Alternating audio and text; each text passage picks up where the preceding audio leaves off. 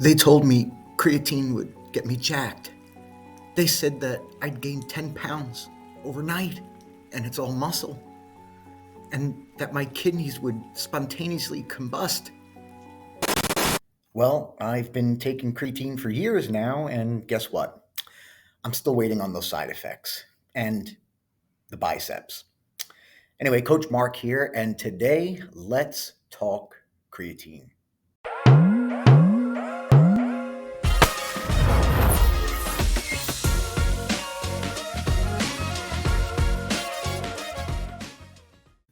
All right, so let's start from the top. What the heck is creatine? I know most of you have heard of it, but what is creatine? Creatine, if I had to describe it, is kind of like that reliable gym partner. They really don't talk much, they show up all the time, even on leg day, and they quietly help you lift more than you emotionally should. It's actually a naturally occurring compound found in your muscle cells. Your body even makes it on its own. It's kind of like a DIY pre workout.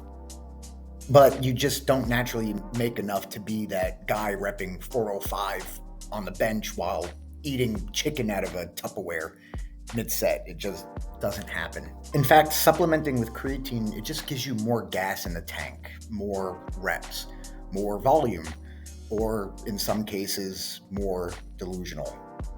All right, so we're going to start with the different types of creatine because there's quite a few, and actually, which one is really worth your money? Okay, so we're going to play a quick game. The game is this creatine or a Harry Potter spell? Ooh.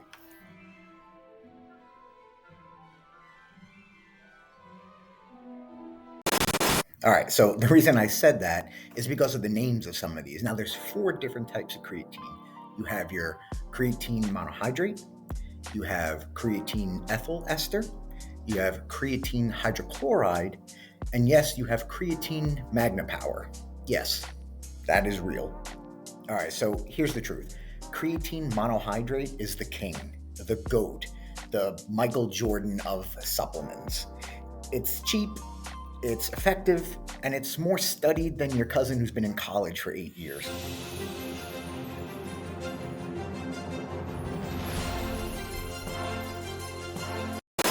And for all the other fancy creatines, it's just another way to make your wallet a little bit smaller.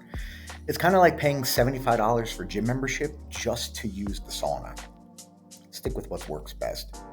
Now let's talk the benefits of creatine. And over the past, I would say, decade, there's been a lot more studies that shows there's more benefits than what we originally thought. First off, what it does is it increases your ATP production.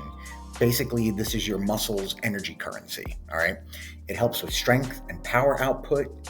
It might even improve cognitive functions so you can finally remember your gym locker combo. And it helps retain water in your muscles, not your ankles, Karen. So yeah, you might gain 2 to 5 pounds from taking creatine, but it's not fat and it's not bloat and it's definitely not your mom's casserole coming back to haunt you. It's more than likely, I would say 95% intramuscular water. Now let's go over some of the creatine rumors that just will not go away. Rumor one, creatine will make you go bald. Unless your name is genetics, probably not. Also, if you're balding, creatine didn't do that. Your dad did. Another myth is creatine is a steroid. Nope. If creatine is a steroid, then protein powder is black tar heroin, and your grandparents are on gear for drinking bone broth.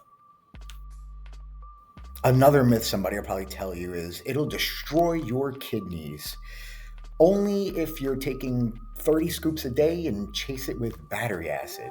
Highly unlikely. So, if you have healthy kidneys, relax. Creatine is safe at the recommended dose. Now, let's talk about how to take it. So, here's how to actually take it without overcomplicating your life. You want to dose 3 to 5 grams daily, and no, there's no need to dry scoop like a psychopath. Now, sometimes I get the question of, well, is there specific timing on when to take creatine? Timing really doesn't matter. Just be consistent. I usually take it during and post workout, but you do you. All right. Also, some people might talk about a loading phase. It's optional, but if you want to do that for added saturation, do about 20 grams a day for about 5 to 7 days. Otherwise, slow and steady wins the gains. Now, somebody might ask, well, should I take it with food, without food? 2 hours after a meal? What should I do? Listen, if you're feeling fancy, take it with carbs, but mostly just take it. Surprise! Creatine is not just a meathead supplement. In fact, as I mentioned before, studies are now showing that creatine can help with memory, reaction time, and even mental fatigue. That's right. Creatine may help you crush your workout and remember where you parked at Costco. So now let's talk about who should take it, who shouldn't take it. I would say take it if you lift weights, do explosive exercises such as like sprints, HIIT workouts, CrossFit, even Ninja Warrior training, anything like that. Um, Also, take it if you want cognitive benefits and also like looking fuller and feeling stronger. And then maybe don't take it if you have any existing kidney issues. If that's the case, talk to a doctor first. That's my best recommendation. Also, if you're allergic to gains or you enjoy weak lifts and small delts. So, what have we learned? Creatine works, it's safe, it's not a steroid, and it won't turn you into Dwayne The Rock Johnson overnight. Though I'm still waiting.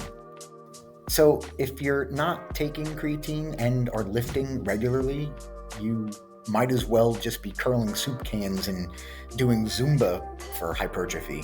No hate, but let's be serious. So, before we wrap up, do me a favor, smash that like button, subscribe, and drop a comment below if you ever blame creatine for your expanding waistline. We've all been there.